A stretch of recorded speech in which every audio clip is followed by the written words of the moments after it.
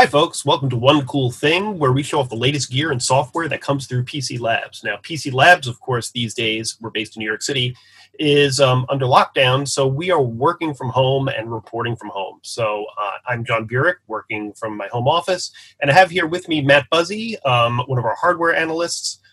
Matt is with us today to discuss a new gaming laptop that we got in. So this gaming laptop is from MSI. We've seen a lot of MSI laptops over the years. And this one is a little bit unusual, not because of the outside, but because of the inside.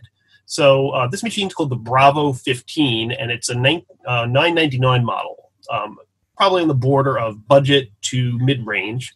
But it has a very interesting configuration, both in terms of storage and the screen, but even more so because of the components inside. So Matt, let's talk about this machine. It has a CPU and a GPU from AMD, which is highly unusual. But the thing that impressed us the most out of these two components was the CPU. Do you want to fill us in on that? Yeah, so we've only gotten two. This is maybe the second or third, if I'm forgetting one, All-AMD machines here. And it's always exciting to kind of review the alternative to the Intel-NVIDIA combo that we usually see. So the particular chip in this model is the Ryzen, it's a Ryzen 4000H series. It's the Ryzen 7 4800H in particular, which is an 8-core, 16-thread chip, and it's clocked at 2.9 gigahertz. So we found it to be pretty good. So we've seen this chip, or Ryzen 4000 series chips in some other machines, and to take a step back a little bit, there are two series with AMD's latest Ryzen mobile chips in the same way that there are, more than two series, but multiple series of Intel's mobile chips. There's the H series and there's the U series, right?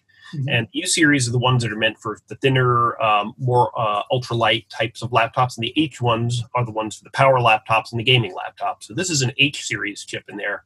And we've seen H series chips in a couple of other laptops, not necessarily all AMD, sometimes paired with NVIDIA graphics, right? Yeah, so the double AMD combo is interesting. We've, across the board, kind of liked the value of these Ryzen chips a lot. And this, at the budget price, $999, it gives, we'll get into it a little bit more, but similar performance to these Intel sort of H-series chips, or at least close for lower price points, which obviously is appealing. Right, cool. Yeah, usually what we see if we do see an AMD chip is an AMD CPU and an NVIDIA GPU paired with it, right?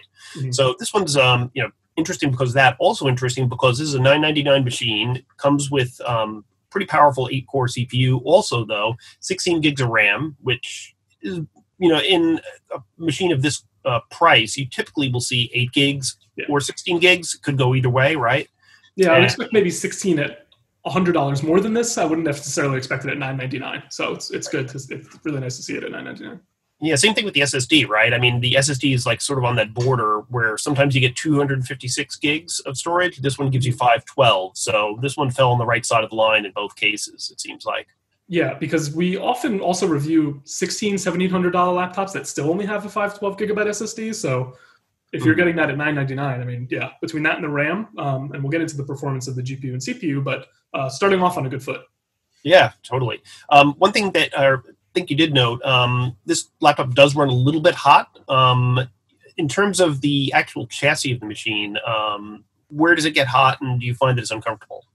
It got hot a little more towards the screen, but that's not really where your fingers go, so you should be okay. Right. The keyboard itself was okay. But the CPU itself ran hot, hotter than you'd like, but it didn't really impact performance as far as we could tell very much. So it gets a little hot. I mean, it's a budget laptop. It's pretty acceptable. If it's not throttling your system, then it's not really the biggest deal. If it's not burning your hands, it's not really the biggest deal. So got it. Right. So the hot zone is sort of the area forward of the keyboard between the keyboard and the screen. Is that where it is?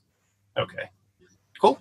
So in terms of the graphics in this, so like I said, all AMD having AMD CPU and GPU. The GPU in here is the Radeon RX 5500M, which is not one we see too often. We have seen a 5600M, I believe, in the last few weeks in a Dell machine, the Dell G515 Special Edition, if I recall correctly. But how would you contextualize this 5500M? It's kind of a new kid on the block. It's one of AMD's Navi-based GPUs, but how does it sort of place in the hierarchy that sort of NVIDIA sets? Because so we don't get a lot of AMD GPUs in particular. So let alone the really new one. So this is one of two opportunities we've had to test this. The general takeaway is that it falls somewhere between the NVIDIA GTX 1650 and the 1660 Ti. It's a little bit closer to the Ti probably. The 1650 lags behind about 20 frames per second or so on different games compared to this AMD GPU. So I mean that's a pretty good result for AMD considering they tend to sell the 1650 and this GPU at the same price point. So it has an advantage there. There are laptops within $100, maybe $200 that have the 1660 Ti, and this can't quite keep up with that. But it's a pretty good value proposition compared to the 1650. I feel like I would choose this over the 1650 for laptops that are around $800 to $1,000. Got it. Yeah, actually, one of the recent Dell XPSs, I think, was the new GTX 1650 Ti. Mm-hmm. So this is probably roughly equivalent to that, I would think, seeing as this is between the 1650 non-Ti and the 1660 Ti. Yeah. So sounds like that's probably the rough equivalent of it. We haven't seen gaming laptops with the 1650 Ti yet, I don't believe. So that's probably where it lands, though. Mm-hmm. So in terms of graphical performance, this is a 15-inch laptop with a 1080p screen. And the screen, as I recall, is a high refresh screen, correct? Yeah. How does this GPU sort of leverage that, or does it leverage that? Sure. Yeah, it's 120 hertz screen, so it's not a full 144. But this GPU, as I kind of just alluded to, is low to mid range. It's a moderate performer. It will hit 60 frames in AAA games. We'll go 60 to 70 is where we kind of found that it averaged out. Of course, that depends on the game. The more cutting edge titles, you won't quite hit that. But on more competitive multiplayer titles or games where you don't mind what it looks like or simple, but they still benefit from high refresh, you can get a lot closer to 100, maybe even up to the ceiling depending on the game. So in that sense, depending on what you play, it can make use of the high refresh screen.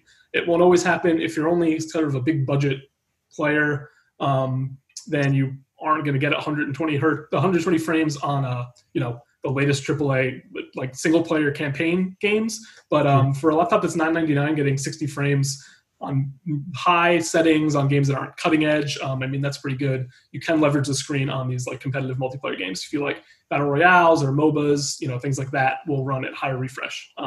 So it's a pretty good compromise between a full 144 hertz and a more expensive laptop that could run that, and sort of this budget entry range that gives you a little bit more than like the bare minimum. Got it. Yeah, and actually one other thing about this, which I failed to mention earlier, is Freesync, right?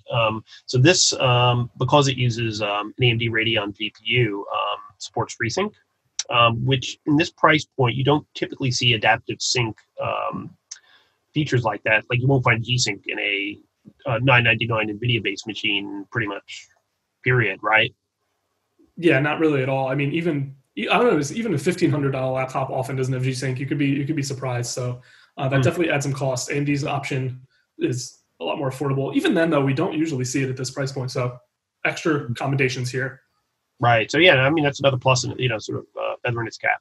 The other sort of aspect of the GPU and CPU in this machine is I'm wondering for games that are CPU dependent. You've got an 8-core, pretty powerful CPU in this thing.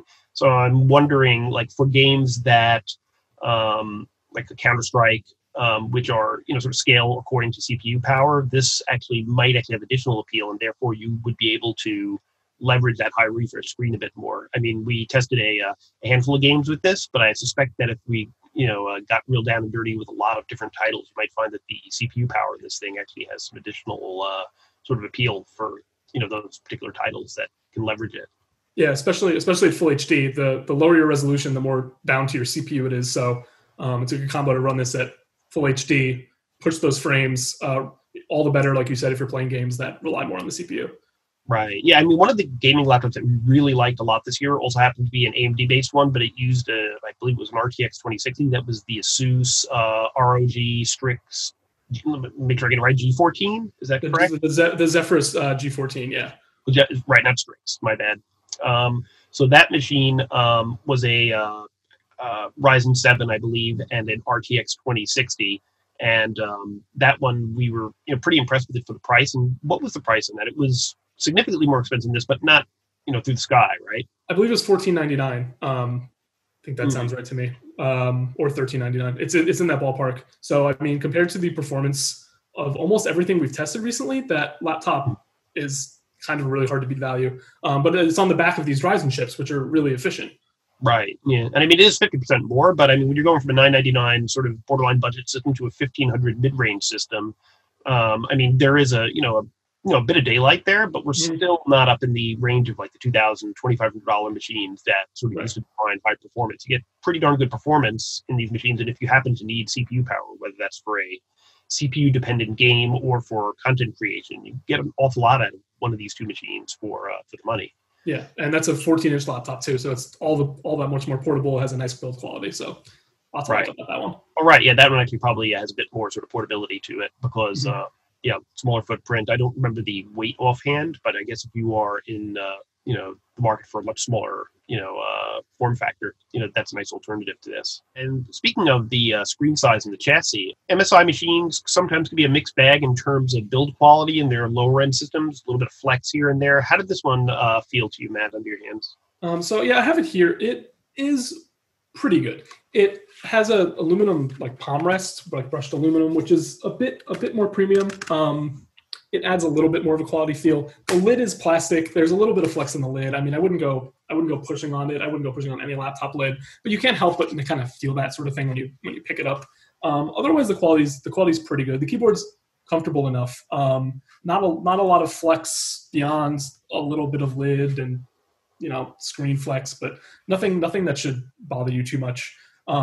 It weighs about 4.1 pounds, so pretty compact, pretty travel friendly. It's not the thinnest thing you've ever seen, but it's pretty reasonable for a budget laptop. I think they're getting better and better at this. I wouldn't write home about the build quality, but I think it's just above acceptable for a budget build.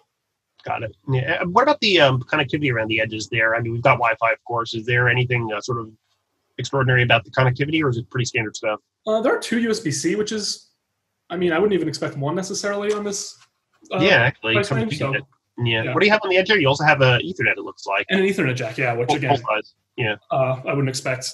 If anything, actually, budget laptops may be more likely to have that because they tend to be a little thicker. A lot of the premium, super slim gaming laptops can't fit an Ethernet port. So that's actually one advantage of the slightly thicker chassis. But yeah, you're pretty covered. USB, there's a dedicated HDMI out. So more than the basics are covered here, I would say. Right. Yeah, the two USB-Cs is interesting. Does it do USB-C for charging as well, or is there a dedicated charging jack? There's a dedicated charge jack. Oh, okay. So you actually get use of all four of those ports. You don't have to dedicate one to the charger. So cool. Okay. So yeah, for $9.99, I mean, it seems like a pretty strong value. I mean, and when you're in this space, $100 up or down kind of can make or break a purchase. When you're up in like the $1,700 or $1,800 space, it's kind of one of those things where if you're, in for a penny, in for a pound, right? Exactly. But in this sort of pricing zone, getting sort of stuff on the right side of the line, like I was saying before, the RAM is the higher sort of what you could expect. The SSD is higher than what you would expect. The CPU is above average, so you can sort of forgive some, other sort of maybe build quality or aesthetic aspects of it. So there we have it, the Bravo 15. We gave it 4 stars and an editor's choice in our recent review on PCMag.com.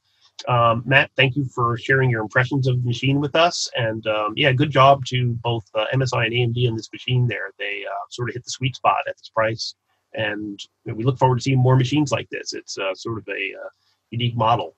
So thanks very much for tuning in. We will see you again on One Cool Thing with some more cool gear. Until next time.